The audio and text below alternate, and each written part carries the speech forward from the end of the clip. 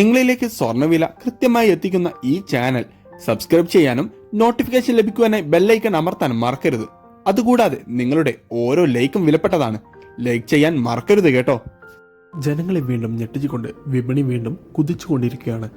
അന്താരാഷ്ട്ര വിപണിയിൽ ഒരൗൺസ് സ്വർണ്ണത്തിന് $2227 പരിധിയിൽ വ്യാപാരം പുരോഗമിച്ചുകൊണ്ടിരിക്കുമ്പോൾ കേരളത്തിൽ എന്നൊന്നുമില്ലാത്ത വർധനമാണ് രേഖപ്പെടുത്തുന്നത്.